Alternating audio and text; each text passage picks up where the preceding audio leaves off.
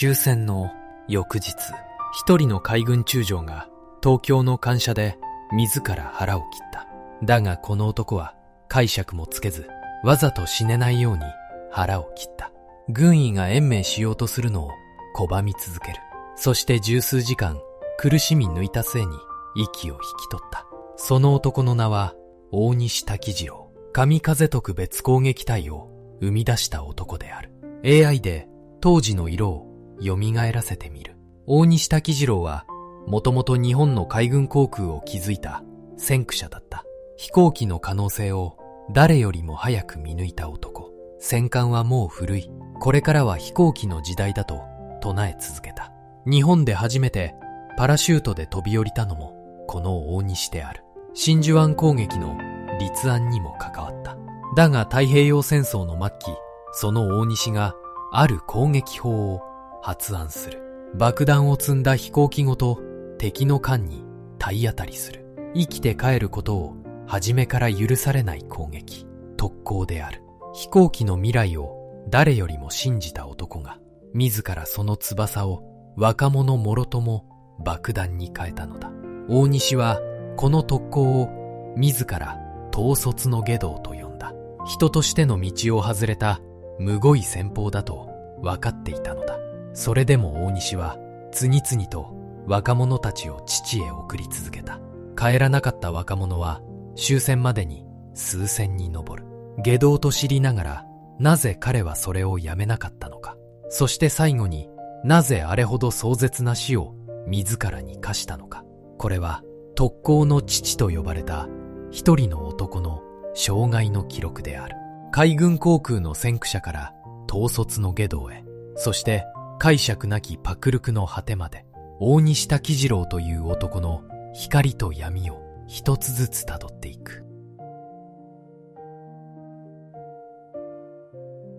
白黒写真のカラー化にあたり協力いただいた東京の画像加工業者リタッチインクさんの復元方法では、従来手法のように白黒の上に色を塗るのではなく、 AI が写真そのものを補正し、当時カラーカメラで撮ったらこう写っていたかもしれない姿に近づける。これはおそらく従来の方法よりもずっと肉眼で見た光景に近い復元方法だ。興味のある方はリタッチインクレタッチ会社と Google で検索してみてほしい。1891年、兵庫県の丹波、山あいの小さな村に一人の男の子が生まれた。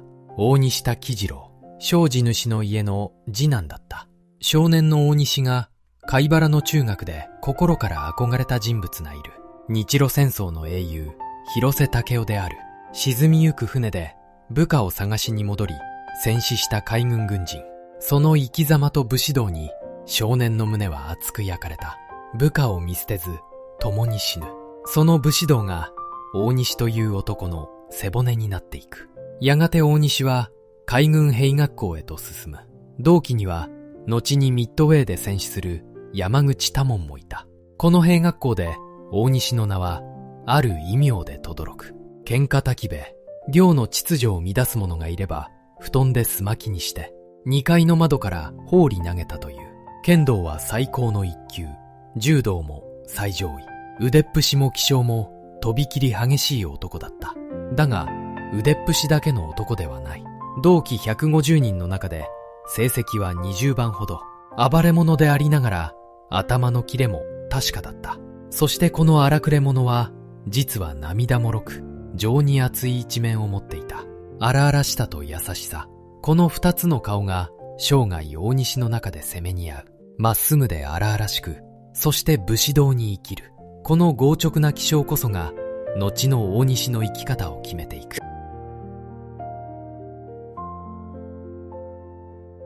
海軍兵学校を出た大西ははじめ戦艦に乗っていた。宗谷、筑波、河内。だが大西の心を捉えたのは鋼鉄の軍艦ではなかった。空だった。1915年、大西は生まれたばかりの海軍航空に身を投じる。水上規模艦若宮に乗り、飛行機の操縦を学んだ。まだ飛行機がおもちゃのように見られていた時代、大西はその草創期をかけたパイロットの一人となる。飛行機に大西はのめり込んでいく。1916年、飛行機作りに情熱を燃やす中島筑平と出会う。海軍を辞め、飛行機の製作会社を起こそうとする中島。大西はこれに賛成し、出資者探しに走り回った。だが、当時の海軍にとって飛行機はまだ日陰者。軍の預かり知らぬ動きをした大西は上官に呼び出される。始末書を書かされ、軍人直輸を3度も暗唱させられたという。海軍の主流はあくまで戦艦、航空に全てをかける。大西はこの先ずっとその主流とぶつかり続ける。それでも大西の情熱は冷めなかった。1918年、大西はイギリスとフランスに留学。最新の航空技術を貪欲に学んでいく。そしてこの大西、日本で初めてあることをやってのける。飛行機からパラシュートで飛び降りたのだ。当時の飛行機はいつ落ちてもおかしくない命がけの乗り物。そのパラシュートは飛行士のたった一つの命綱だった。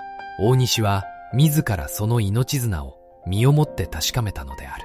まだ誰も空の未来など信じていない時代、大西滝次郎はたった一人その空にかけていた。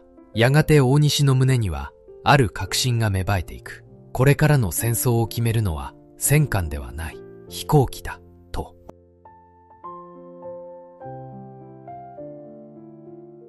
1935年、大西は横須賀航空隊の副長検校棟となっていた。この頃日本は世界最大の戦艦を2隻作ろうとしていた。大和と武蔵である。国の威信をかけた巨大戦艦の建造計画。だが大西はこれに真っ向から反対した。大和一つの建造費で1000機の戦闘機ができる。軍令部の福留茂に大西はそう訴えた。戦艦を1隻やめれば空母が3つは作れると。海に浮かぶ鉄の城より空を飛ぶ翼を。それが大西の揺るがぬ信念だった。その主張はやがてさらに極端になっていく。戦闘機はもういらない。大西はそんな戦闘機無用論まで唱え始めた。戦闘機より速い陸上攻撃機があれば護衛の戦闘機などいらないというのだ。周囲の航空関係者を大西は次々と論破していった。戦艦の時代は終わった。すべては飛行機だと。戦艦より航空というその先を読む目は後に真珠湾で証明される。だが大西は物事を白か黒かで極端に振り切る男でもあった。戦闘機無用論というこの極端な誤りは後の東洋爆撃で大西自身を打ちのめすことになる。そして白か黒かというこの思考の癖こそがやがて大西を特攻という極限の答えへ導いていく。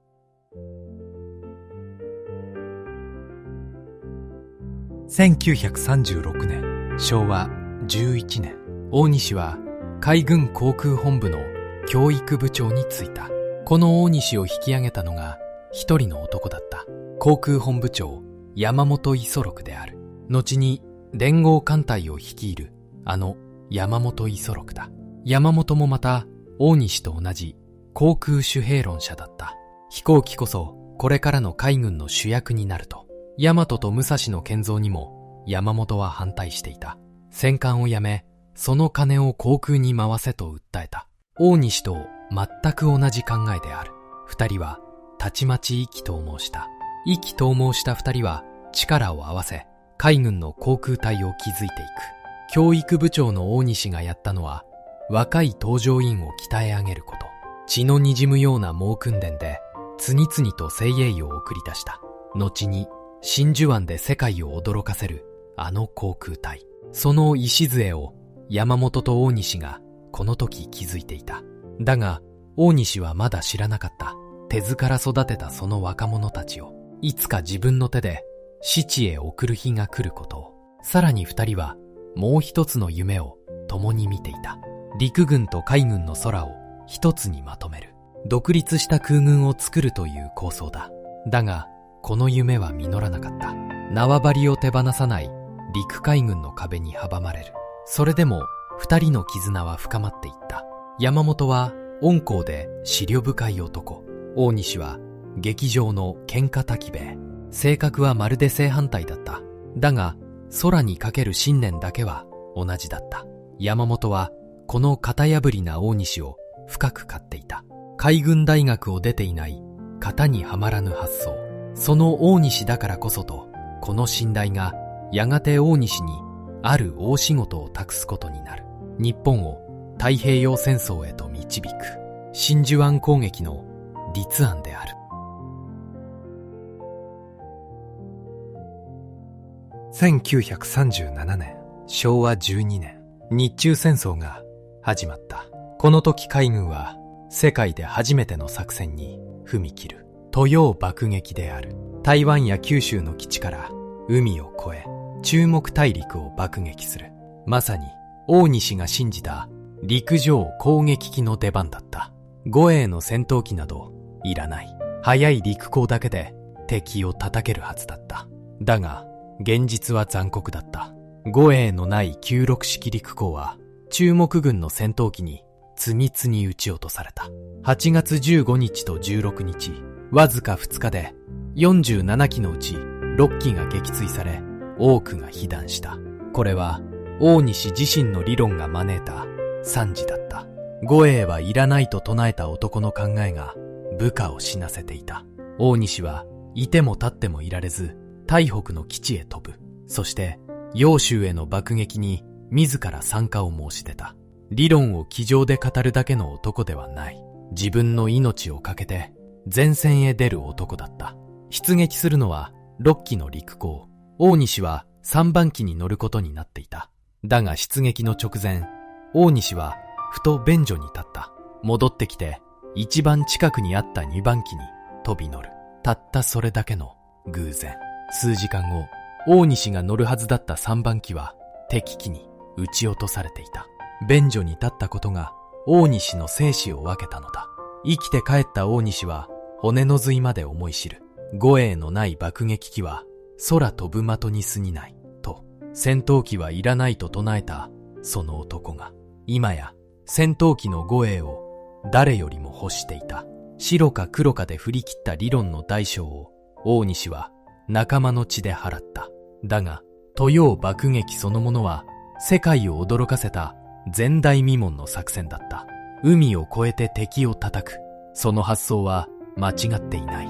誤っていたのは護衛を軽んじた大西の思い込みだけ。そしてこの時の大西は潔かった。自分の過ちをまっすぐに認めたのだ。爆撃機には護衛の戦闘機がいる。大西はその戦闘機の開発を強く後押ししていく。現実に打ちのめされれば考えを改める。この時の大西はまだそれができる男だった。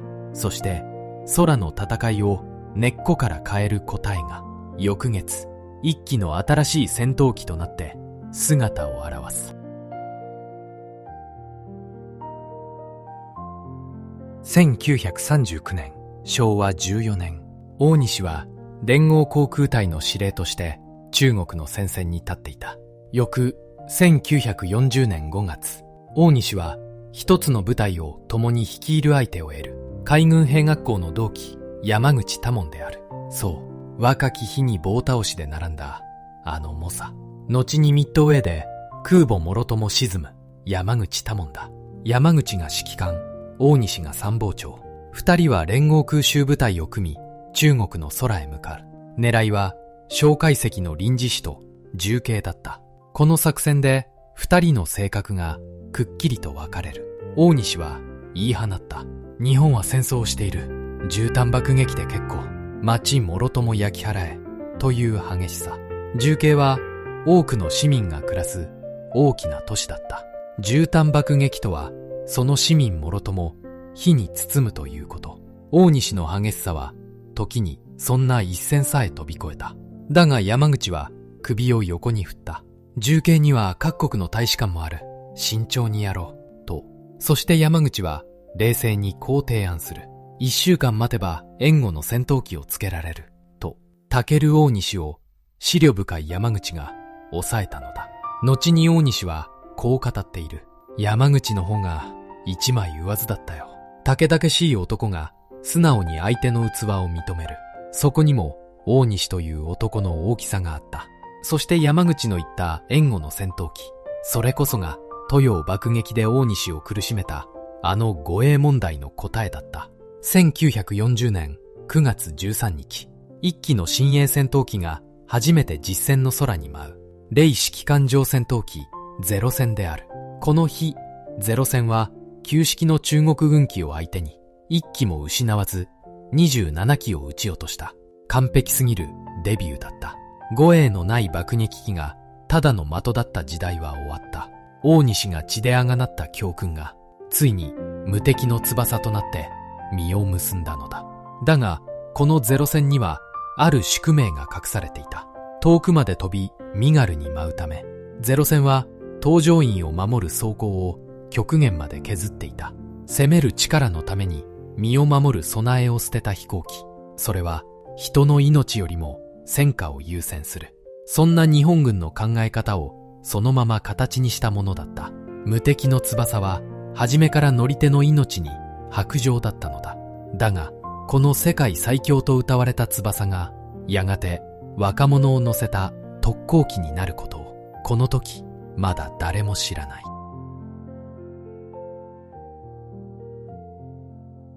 1941年、昭和16年、大西のもとに一通の手紙が届いた。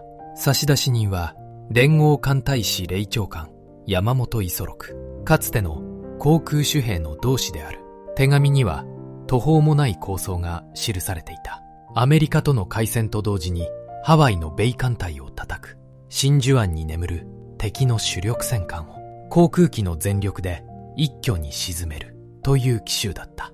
そして山本はこう書き添えた。機関は海軍大学を出ていない。型通りでない発想で誰にも相談せず自由に考えてくれと、まさに山本が見込んだあの型破りの大西へ歴史を変える大仕事が託されたのだ。この山本の最初の構想にはある言葉があった。雷撃隊による片道攻撃。遠いハワイでは帰りのが足りないかもしれない。それでも敵を叩く。生きて帰れぬことも辞さぬという覚悟。後に特攻を生む発想の芽がこの時すでに大西の手の中にあった。大西は早速動いた。呼び寄せたのは航空の天才源田実。二人は知恵を絞り攻撃の原案を練り上げる。そして3月、その案は山本のもとへ渡った。後に世界を震撼させるあの奇襲の骨格がここにできた。だがここに大西という男の深い矛盾がある。真珠湾攻撃を立案した当の大西が実はアメリカとの開戦に反対だったのだ。大西は親しい部下に本心を漏らしている。武力でアメリカを屈服させることはできない。長期戦だけは何としても避けるべきだと、アメリカの底し出ぬ国力を大西は知り抜いていた。勝てる戦争ではないと。9月、大西は動く。軍令部の草加龍之介らと共に山本に直訴した。ハワイ攻撃よりフィリピンに力を注ぐべきだと。だが押し切られる。10月、大西は再び山本に食い下がった。しかし山本の答えは揺るがなかった。ハワイ奇襲は断行する。勝てぬと知りながら大西は勝つための刃を自分の手で研いでしまった。立案者でありながらこの戦争を誰より恐れていた男。その引き裂かれた矛盾を大西は生涯抱えていく。なぜ反対しながら大西は刃を研いだのか。軍人は決まった命令には従うほかない。自分が正しいと信じる道と組織が進む道、その二つが避けたとき、大西は職務を取った。そしてこの身を引き裂く選び方こそが後に下道と呼んだ特攻を自ら命じる大西にそっくり重なっていくことになる。そして12月8日、真珠湾攻撃は戦術としては見事に成功した。日本中が勝利に沸き返る。だがこの奇襲は肝心の敵空母を取り逃していた。海に出ていた米空母は無傷で生き残ったのだ。しかも宣戦布告の前に叩かれたアメリカは騙し討ちだと国中が燃え上がった。大西が最も恐れた長期戦の幕が皮肉にも大西自身の奇襲で切って落とされたのだ。そしてその泥沼の果てに大西は特攻という答えを絞り出すことになる。真珠湾の後、大西は前線を離れる。1942年、海軍航空本部の総務部長。翌1943年には、軍需省航空兵器総局の総務局長となった。飛行機を作り、前線へ送り出す。そんな後方の要職を歴任していく。だが、大西の目に映る戦局は、日ごとに暗くなっていった。ミッドウェー、そしてガダルカナル。かって手に入れた島々を日本は次々と失っていく。この戦争指導を大西はこう吐き捨てた。子供が風船玉を膨らましすぎて、とうとうパンクさせたようなものだ。と、手を広げすぎてどこも守れず、やがて破裂する。無抵抗極まる。と、大西は戦線を縮めろと訴え続けた。だが、その声はどこにも届かない。そして1944年6月、マリアナ沖海戦、日本の空母部隊は壊滅的な敗北を喫する。飛行機は面白いように撃ち落とされた。大西たちが育てた精鋭の多くもすでに失われていた。追い詰められた大西はついにある意見書を出す。陸軍の遠藤三郎と連名で敵の機動部隊に全力の片道攻撃をかけよと。片道攻撃、生きて帰る道を用意しない攻撃。真珠湾の構想で大西が最初に触れたあの言葉。それを今度は大西自らが正式な書類に書きつけたのだ。特攻はもう大西の手の届くところまで来ていた。だが、この意見書も却下される。6月25日、大西はさらに動いた。サイパンを見捨てるな、と。サイパンを失えば、そこからあの巨大爆撃機 B29 が飛び立つ。日本の本土が直に焼かれることになる。それが分かっていたからだ。あろうことか天皇に直に訴えようとしたのだ。だが周囲に押しとどめられる。追い詰められた男のなりふり構わぬ抵抗だった。勝てないといい、戦線を縮めろといい、それでも大西の声は聞かれない。開戦に反対した男の言葉はことごとく宙に消えていく。そして残されたのは生きて帰れぬ攻撃という最後の選択肢だけだった。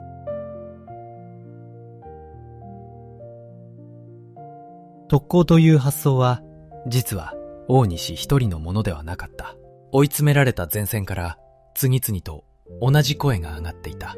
話は1944年より前に遡る。1943年6月、上栄一郎という大佐が大西にある構想を持ちかけた。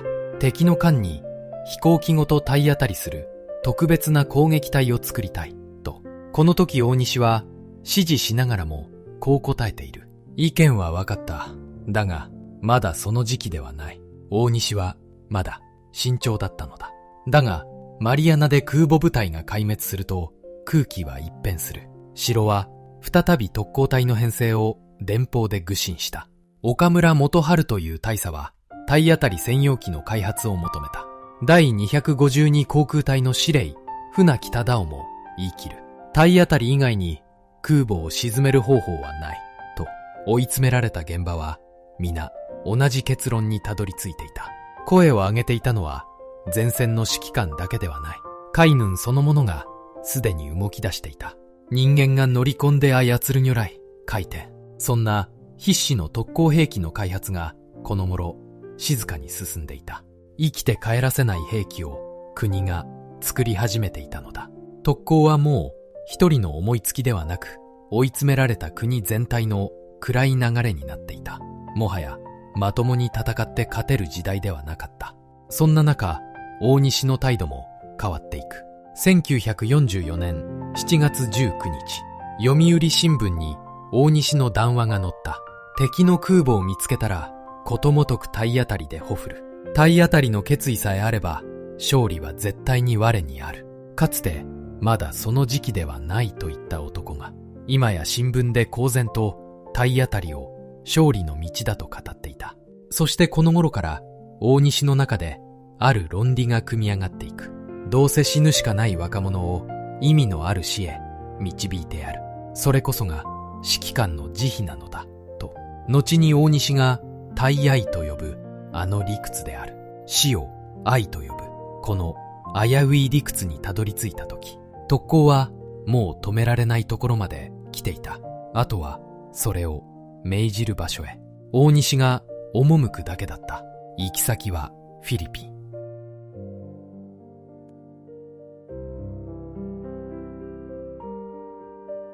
1944年10月5日、大西に新たな辞令が下る。第一航空艦隊司令長官、フィリピンの航空部隊を束ねる要職である。だが、この人事には裏の意味があった。特攻をやりたいと望む大西の声を中央が認めたものだったのだ。つまり特攻はフィリピンで突然生まれたのではない。大西が赴任する前から東京で決まっていた。旅立つ前、大西は妻の俊恵にこう漏らしている。平時ならありがたい任命だ。だが、決死の覚悟がなければ務まらない。と、自分もまた生きては帰らぬ。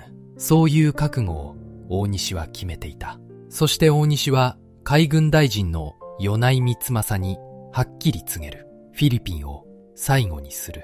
と、特攻という捨て身の一撃で戦争を終わらせる。勝てないと知る大西にとって、特攻は勝つための手段ではなかった。一日でも早く戦争を終わらせる最後の賭けだったのだ。大西の頭にあったのは、あくまでフィリピンだけ。一度きりの捨て身の攻撃で終わらせるつもりだった。だが、この覚悟は、後に大西を裏切る。一度始まった特攻は、もう止まらなかった。フィリピンの後も、沖縄へ、本土へと、数えきれない若者を飲み込みながら続いていく。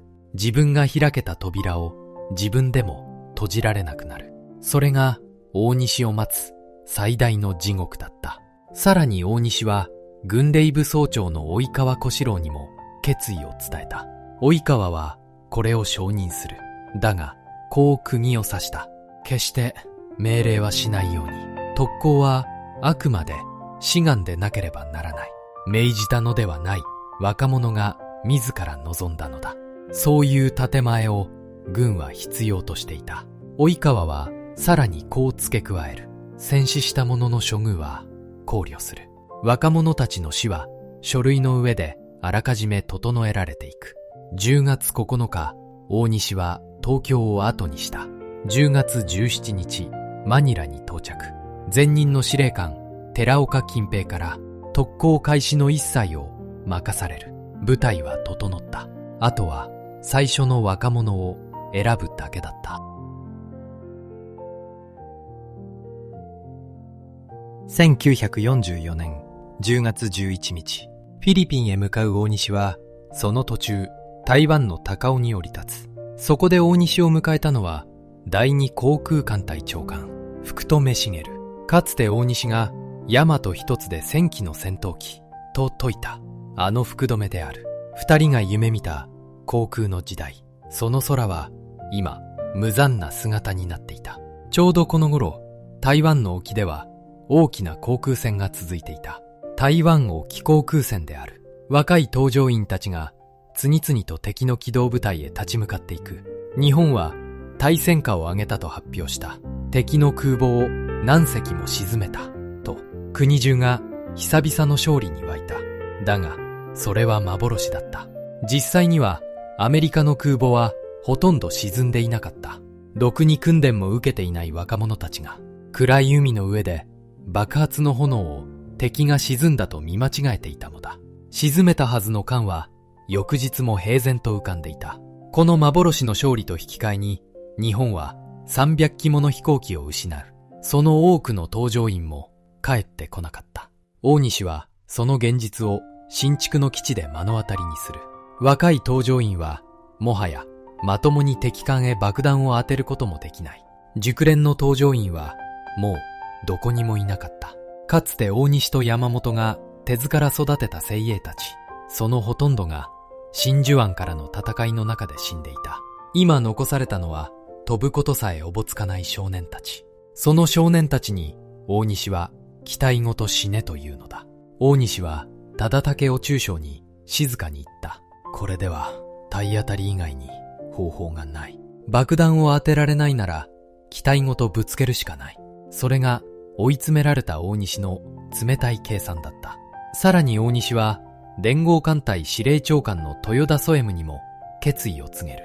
体当たり攻撃しかないと豊田は反対しなかった。反対しないこと、それが黙認だった。米内、及川、そして豊田。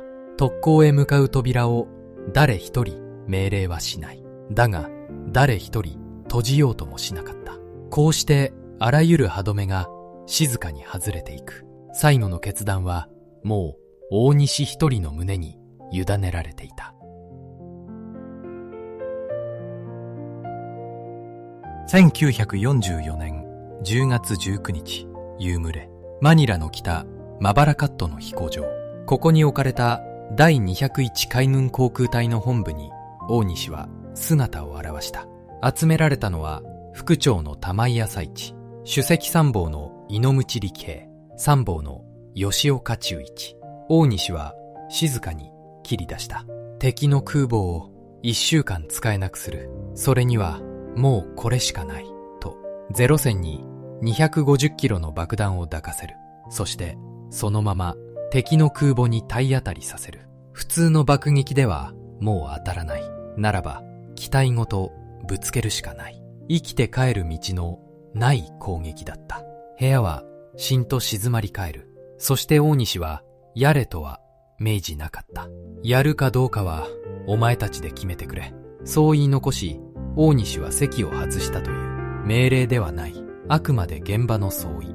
及川に釘を刺されたあの建前を大西は守ったのだ。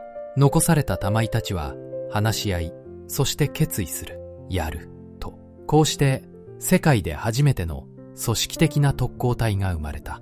隊の名は井ノ口がこう提案した。今こそ神風を起こさねばならない。と。神風。かつて日本に攻めてきたモンゴルの大軍を2度も吹き飛ばしたという伝説の神の風である。だが、あの神風は天が起こした自然の嵐だった。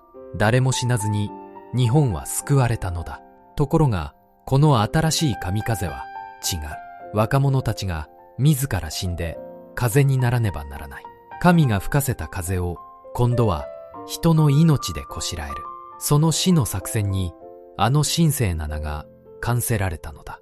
さらに大西は4つの隊に美しい名をつける。敷島隊、大和隊、旭隊、山桜隊。元は元織宣長の有名な和歌である。敷島の大和心を人とわば、朝日に匂う山桜花。日本人の子らとは朝日に生える山桜のようだ。という歌。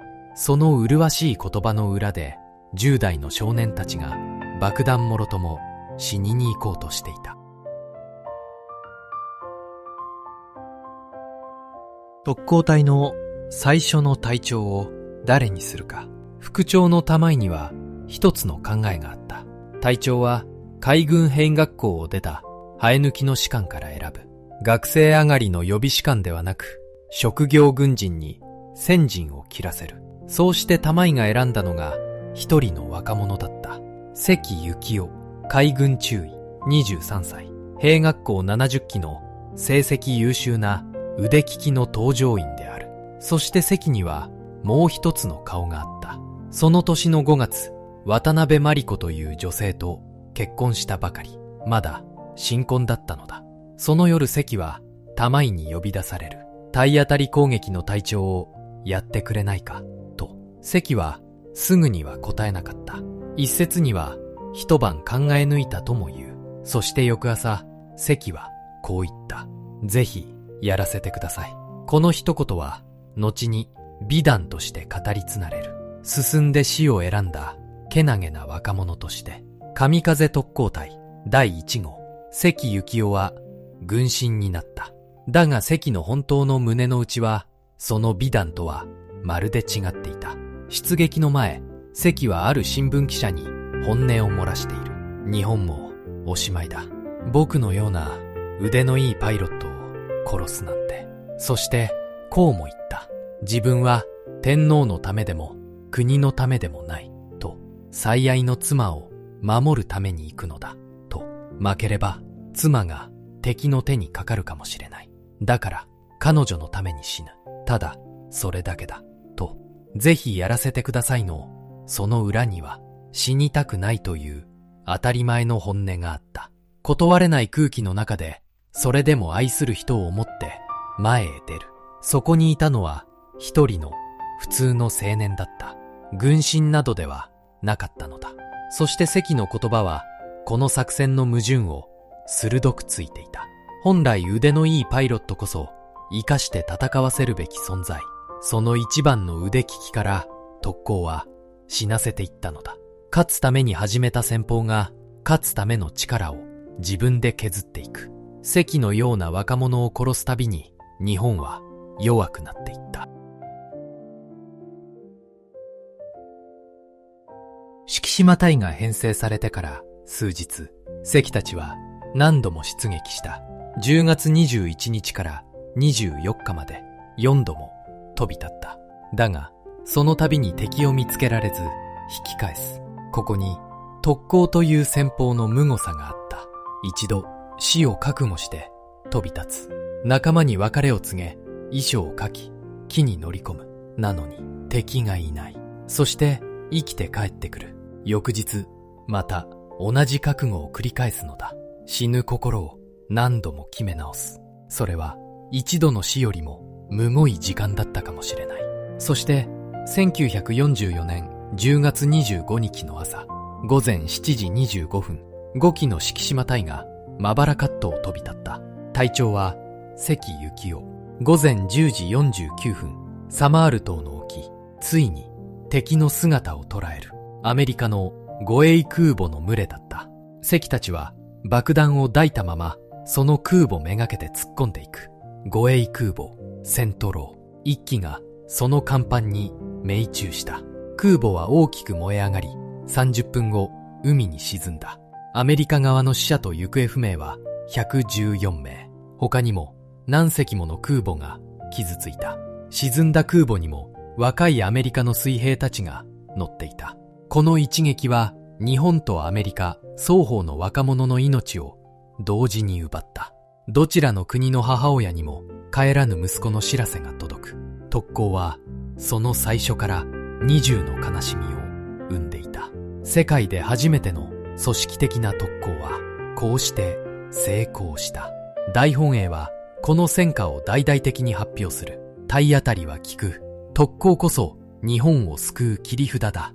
と若者の死が宣伝の道具になった。大西の捨て身の賭けは当たってしまった。だが当たったからこそ大西はもう引き返せなくなる。効くと証明された特攻を軍も国民も求め始める。フィリピンだけで終わらせるはずだった特攻はここから関を切ったように広がっていく。関の死は決して最後の死にはならなかった。その後に続く数千の死の最初の一つに過ぎなかったのだ。敷島隊の成功から2日後、1944年10月27日、大西は参謀の猪口に本音を漏らした。こんなことをしなければならないのは、日本の作戦指導がいかにまずいかを表している。と、そしてこう言った。統率の下道だよ。下道、人の道を外れた邪道という意味である。特攻を命じた当の大西が、これはやってはいけないことだとはっきり分かっていた。本来、指揮官が部下に死ねと命じるなどあってはならない。それは統率の一番の恥、紛れもない邪道なのだ。では、なぜ大西はその下道をやめなかったのか。ここに大西のもう一つの言葉がある。大西は特攻を大愛だと言い張った。大きな慈悲であり、大きな愛である。と、その理屈はこうだ。どうせ普通に戦ってもこの若者たちは無駄に死ぬ。ならばその死に確かな意味を与えてやる。意味のある死に場所を用意してやること。それこそが指揮官の大きな愛なのだ。とだが、これはどう考えてもおかしい。死ぬのが愛、殺すのが慈悲。言葉がまるで逆さまになっている。外道と知りながら、それを愛と呼び換える。このねじれた理屈の中で、大西は生きるしかなかった。そして、この大愛という理屈には、恐ろしい力があった。どうせ死ぬ命なら、意味を与えるのが愛。その論理は、次の死も、その次の死さえ、正しいことにしてしまう。若者が死ぬたびに、それは愛の証として認められる。一度、死を愛と呼んでしまえば、もう止める理由がなくなる。大西が自分を支えるためにすがった理屈こそが、特攻をどこまでも広げていく歯止めのない力になっていた。それでも大西は若者たちを突き放してはいなかった。出撃の前、大西は隊員一人一人に自ら水を継いだ。決別の水杯である。一人ずつその顔を見つめながら。副官はその大西の表情にただならぬ決意を見たという。若者を死なせる男はその死に自らの死で報いる。大西は心のどこかでもう決めていた。この戦争が終わったら自分も後を追うと、外道と大愛、引き裂かれたまま大西は坂を降りていく。特攻に誰もが従ったわけではない。たった一人、真っ向から異を唱えた男がいる。美濃部忠、海軍の飛行隊長である。美濃部の考えははっきりしていた。追い詰められた土壇場でやむなく体当たりに出る。それはあり得る。だが、特攻を普通の戦法として常に使う。それは戦いの邪道だ。と、実は大西も同じだった。大西も特攻を統率の外道と呼んでいた。二人の見方は根っこでは同じだったのだ。違ったのはその先である。大西は外道と知りながらそれを組織の戦法にした。美濃部は外道を日常にはしなかった。美濃部が選んだのは夜の闇に紛れて敵を襲う夜間攻撃。腕を磨き、工夫を重ね、若者をなるべく生きて返す。美濃部には譲れない一線があった。ただ体当たりするだけなら腕のいい指揮官などいらない。飛行機をまっすぐ敵にぶつける。それだけなら素人にでもできてしまう。指揮官の仕事はその逆だ。若者を率いて生きて戦わせ、一人でも多く連れて帰る。死ねと命じることは統率ではない。それは統率を投げ出すことなのだ。そしてフィリピンで大西が特攻の続行を求めたとき、美濃部は面と向かって言った。特攻以外のやり方で長官の狙いに応えられるなら、と、普通なら上官への反抗である。だが、大西は怒らなかった。そしてこう認めた。その特攻は兆候は解ける。特攻を生んだ当の大西が特攻をやらない道もある、と認めたのだ。後に美濃部は扶養部隊を率いる。沖縄の戦いから終戦まで、延べ786機が出撃した。帰らなかったのはそのうち43機。損失は 5% 余りだった。全員が死ぬ特攻とはまるで違う数字である。もちろん美濃部の戦い方も戦局は変えられなかった。どんな戦法でももう日本に勝ち目はなかった。それでも美濃部の部隊の若者には生きて帰る道が残されていたのだ。特攻は決して唯一の道ではなかった。そしてそのことを誰より大西自身が知っていた。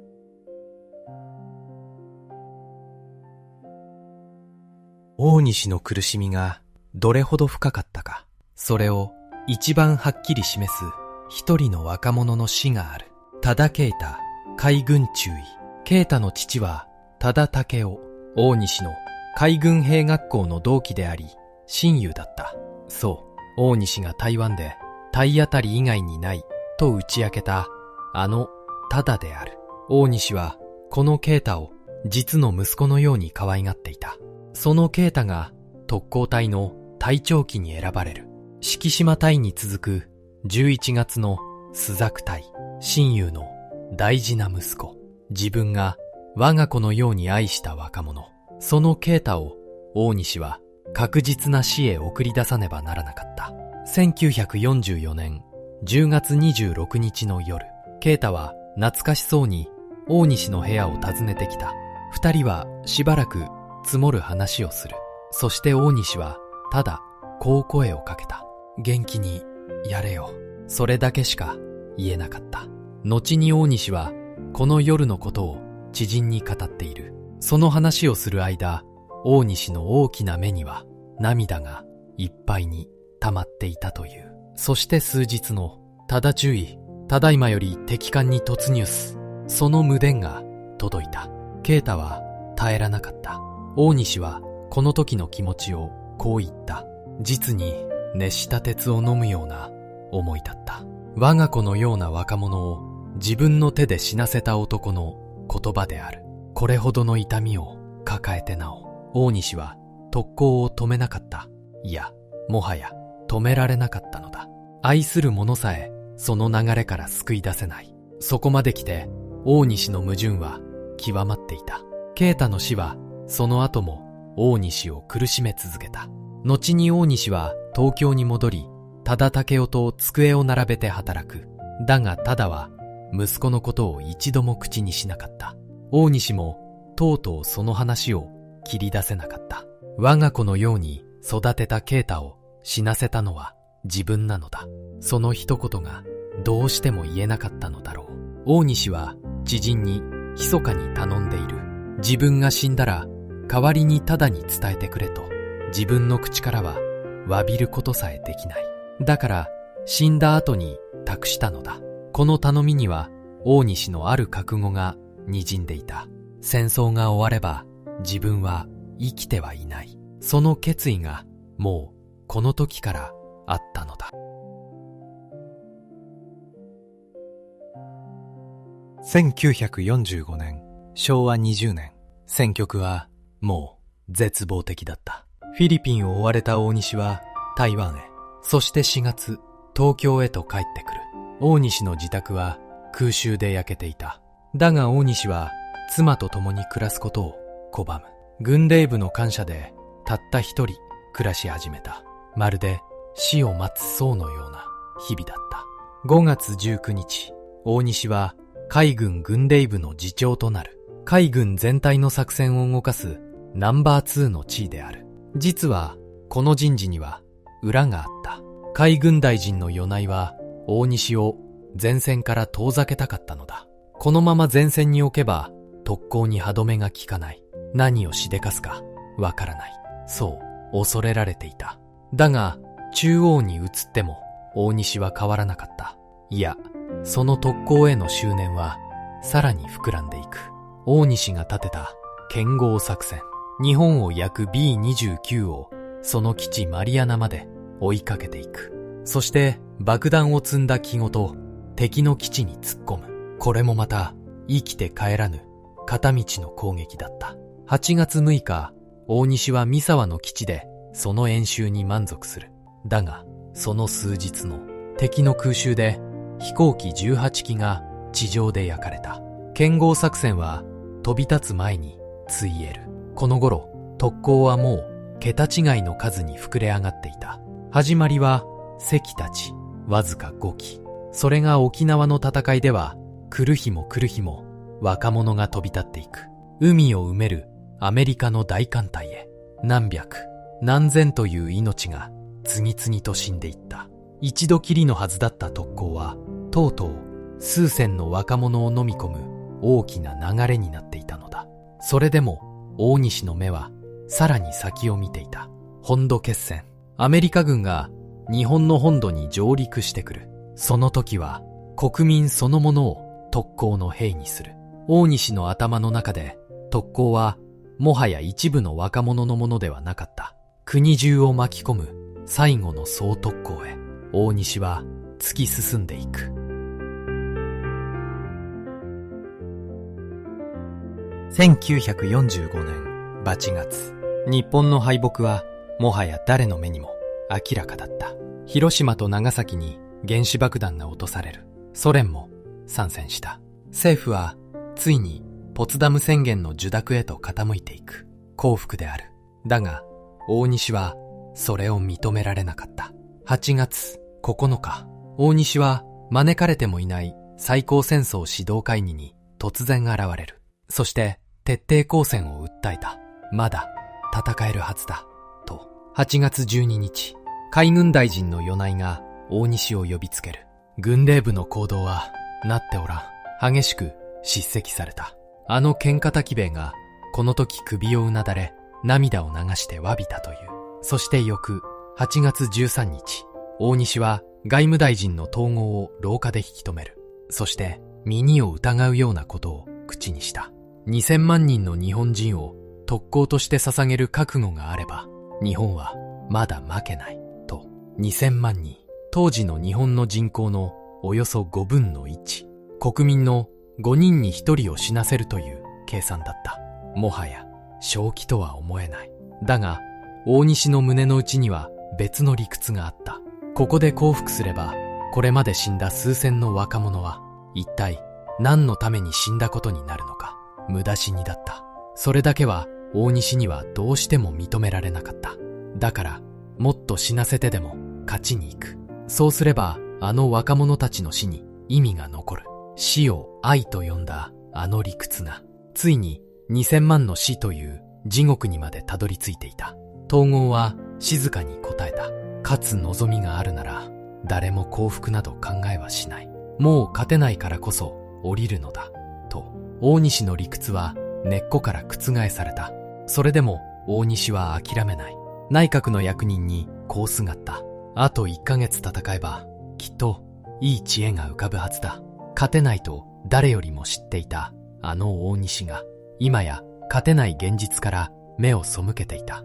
特攻の父はその特攻に心を飲み込まれていたのだ。だがこのなりふり構わぬ抵抗の底にはもう一つの大西の本心が隠れていた。自分は数千の若者を死なせてしまった。その責めをどうやって負えばいいのか。戦って勝てば彼らの死は報われる。もしそれが叶わぬなら残された道はたった一つしかなかった。自分も後を追って死ぬこと。徹底抗戦と自らの死。それは実は同じ一つの願いの裏と表だったのだ。若者たちの死に何とかして意味を返したい。そのために大西にできる最後のこと。その時はもうすぐそこまで来ていた。8月15日正午、玉音放送が流れた。長い戦争の終わりである。大西は海軍省の中庭でそれを聞いた。その顔にはただならぬ決意が浮かんでいたという。その夜、大西は親しい者たちと最後の酒を酌み交わす。そして8月16日の未明、渋谷南平台の官舎。大西は2通の遺書を書き終えた。そしてたった一人で短刀を腹に突き立てる。解釈はつけなかった。腹を十文字に切り裂く。さらに喉と胸をも刺した。だがそれでもすぐには死ねない。大西はそのまま朝を迎えた。異変に気づいたのは官舎の使用人。知らせを受けて駆けつけたのは多田武雄だった。そう、啓太の父である。生きているうちには詫びの一言も言えなかったあの親友。その多田が軍医を連れて大西のもとへ走った。軍医が手当てをしようとする。だが大西はそれを拒んだ。生きるようにはしてくれるな。わざと死にきれぬように腹を切り、助けの手を払いのける。それは自殺というより自らに課した処刑だった。特攻で死なせた数千の若者。その若者たちが味わった苦しみを自分の体でなぞろうとしたのだ。若い者が後を追って死のうと申し出る。すると大西はこう叱りつけた。貴様が死んで何の役に立つ。若い者は生きるんだよ。生きて新しい日本を作れ。自分は死ぬ。だが若者はもう死なせない。そして十数時間、大西はのたうちながら昼過ぎにようやく息を引き取った。享年55。残された遺書にはこう記されていた。特攻で死んだ若者とその遺族に自らの死をもって詫びると。そして生き残る若者へ軽はずみな死を戒め、日本の再建に尽くしてほしいと死ねと命じ続けた男が最後に願ったのは、若者が生きて国を立て直すことだった。そして2つの句を残している。一つは時世の句、これでよし。100万年の仮寝かな、これでいい。あとは100万年の仮初めの眠り。数えきれぬ若者を死なせた自分の死をただの長い昼寝だという。もう一つは友に書き送った句、すがすがしい暴風の後、月清し。すべてが吹き荒れた嵐の後、空には清らかな月が昇っている。生涯引き裂かれ続けたあの劇場の男が死を前にして不思議な静けさにたどり着いていた。下道と大愛。その果てで大西がようやく手にしたのは嵐の後の静かな月明かりだったのかもしれない。大西の葬儀。それはあまりにもみすぼらしいものだった。敗戦の混乱の中、海軍からは棺も霊柩車も用意されなかった。かつて数千の若者を動かした男、その亡骸を収める棺さえなかったのだ。従兵たちは庭の木を切り倒し、手作りの棺をこしらえた。大西はその粗末な棺に収められ、火葬場へと運ばれていく。トラックの荷台の上で、その三つすがら一人の女性が道端の京畜刀を継ぎ、そっと棺に手向けた。多田武雄の妻である。そう、大西が死なせた啓太の母だった。我が子を七へ送った男のその棺に母が一輪の花を手向ける。恨みか許しか、その胸の内は誰にもわからない。ただ静かに花は置かれた。大西が生涯をかけて育てた日本の翼。その翼はゼロ戦となり、若者を乗せ特攻の炎に消えていった。翼を誰よりも愛した男は、その翼に自らの人生ごと焼かれたのだ。だがここで忘れてはならないことがある。大西は自ら死ぬ時を選べた。遺書を書き、覚悟を決め、自分の手で腹を切った。それは壮絶ではあっても大西自身が選んだ死だった。だがあの若者たちには選ぶ道など初めからなかったのだ。死ねと命じられ、ただ死んでいった。同じ死でもそこには越えられない隔たりがある。大西の死は罪へのけじめだったかもしれない。だがそれは若者たちの死を取り返すものでは決してなかった。残された妻俊恵は出家もせず、飴を売り歩きながら戦後を生きた。そしてその後半生を特攻で死んだ若者たちの慰霊に捧げる。大西が詫びきれなかった若者たちを妻が代わりに弔い続けたのだ。後に俊恵を支えたのは酒井三郎。ゼロ戦に乗り生き延びた伝説の搭乗員だった。大西の翼が生んだ悲劇を大西の翼が育てた男がそっと受け止める。1952年、俊恵は鶴見の総持寺に夫の墓を建てた。その傍らには若者たちを弔う観音像が置かれている。大西は死んだ。だが一つの大きな問いが残る。あの特攻の責任は本当に大西一人のものだったのか。大西は長く特攻の父と呼ばれてきた。確かにフィリピンで神風特別攻撃隊を生んだのは大西である。だが話はそう単純ではない。実は大西が赴任するよりずっと前から日本軍は全体で特攻の準備を進めていた。1944年3月、陸軍が体当たり攻撃の検討を始める。4月には人間魚雷、回転の開発が動き出す。そして9月13日、海軍に特攻を専門に扱う部署まで置かれた。すべて大西がフィリピンの土を踏む前のことである。つまり特攻という発想は大西一人のものではなかった。追い詰められた軍全体がたどり着いた答えだったのだ。ただしここには見落としてはならない点がある。中央が準備していた特攻と大西が始めた神風とは、実は別のものだった。中央への事前の報告こそあったものの、フィリピンで実際に若者を体当たりさせた。その引き金を引いたのは紛れもなく大西自身なのだ。軍全体がお膳立てを整えていた。だが最初にそれを実行に移した男は他でもない大西だった。歴史家の半藤一俊や保坂正康はこう指摘する。特攻は大西の赴任より前に軍令部の総意として決まっていた。なのに戦後、生き残った海軍の関係者たちはその責任を真っ先に自決した大西一人に押し付けた。と、死人に口なし。都合の悪いことはすべて死んだ大西のせいにされた。というのだ。一方で、大西をよく知る者たちの言葉もある。副官の文次は言った。若ければ、大西も真っ先に特攻へ行っただろう。部下だけを死なせるつもりはなかった。と、源田実もこう語る。大西の立場なら、山本五十六でも同じことをやったろう。大西を冷酷な特攻の張本人と見るか、軍全体の罪を一身に背負った生贄と見るか、おそらくそのどちらでもあるのだろう。特攻を自ら推し進めた責任から大西は逃れられない。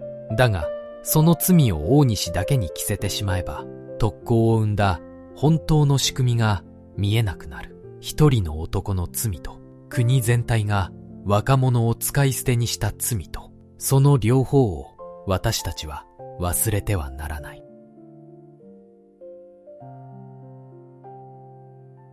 大西滝次郎、特攻の父と呼ばれた男の生涯をもう一度振り返ろう。兵庫の丹波に生まれた大西は、日露戦争の英雄、広瀬武雄に憧れた。部下と共に死ぬ、その武士道を胸に刻んだ少年だった。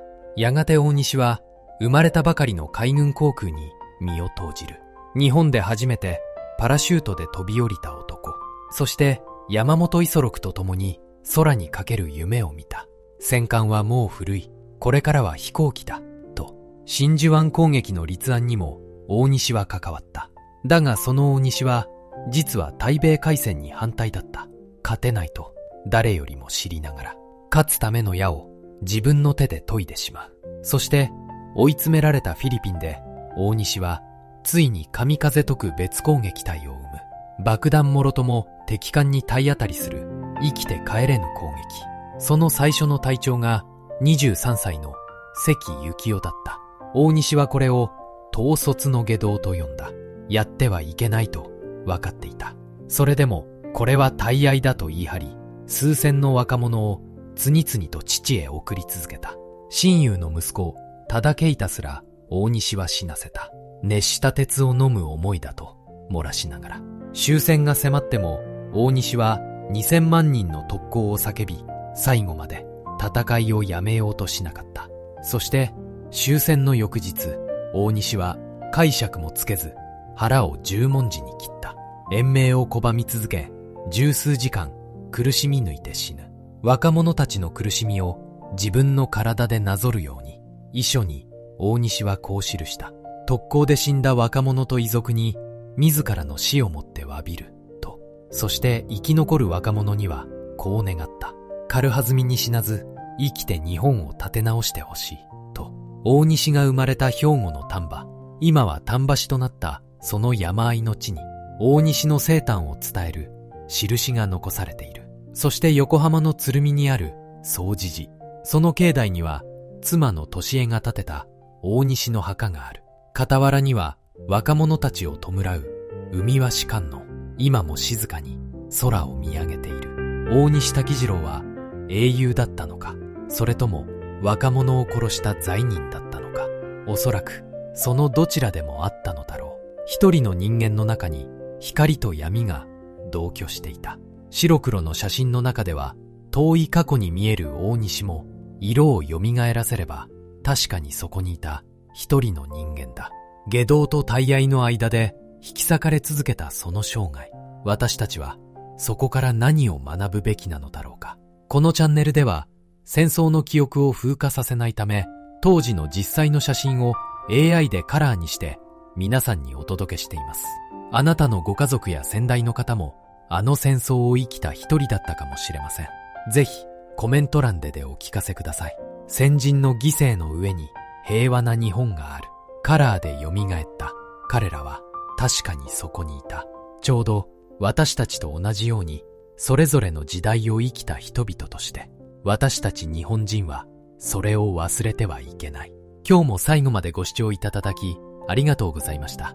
この動画を気に入っていただければ高評価、チャンネル登録で応援よろしくお願いします。